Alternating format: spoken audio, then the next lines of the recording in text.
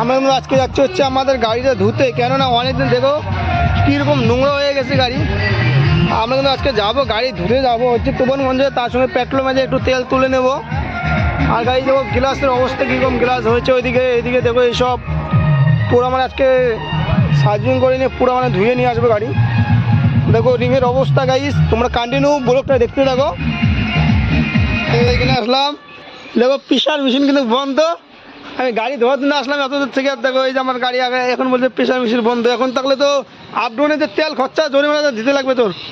Hello, দেখি দেখি দেখি দেখি দেখি মুখটা দেখি, তেল খরচা কে দেবে বল? হ্যাঁ, আর এই যে দেখো গাড়ি কিন্তু ওইটাই কিন্তু মেশিন নষ্ট আছে, প্রেশার মেশিন।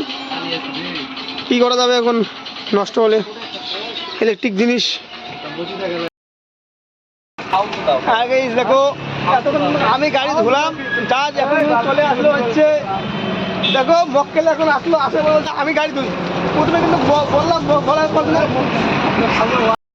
কিন্তু গাড়ি ধোয়া কমপ্লিট। আমরা কিন্তু এখন যাচ্ছি হচ্ছে পেট্রোল পাম্পে। এখন যেয়ে কিন্তু আমি ওইখানে কিন্তু তেল উঠাবো। আর জাস্ট তোমরা কন্টিনিউ দেখতে থাকো। আজকে মানে ব্লগটা বেশি একটু বড় হবে না, ছোটো মিনি ব্লগ হবে। এখানে যাবো, যে তেল উঠাবো, তেল উঠে ফির আবার চলে আসবো। যা দেখা হচ্ছে পাম্পে। আমরা কিন্তু চলে আসলাম হচ্ছে পাম্পে, এবং আমরা কিন্তু পাম্পে যখন তেল উঠাবো।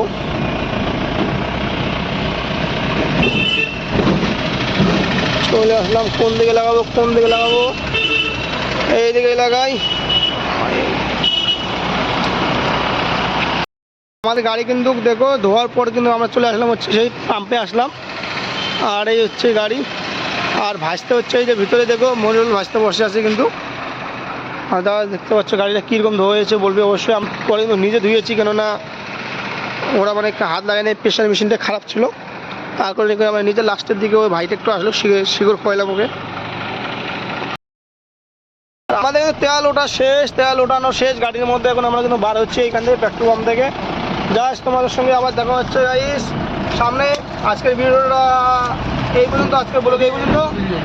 তোমরা দেখতে থাকো, এনজয় দ্য লাইফ ভিডিও।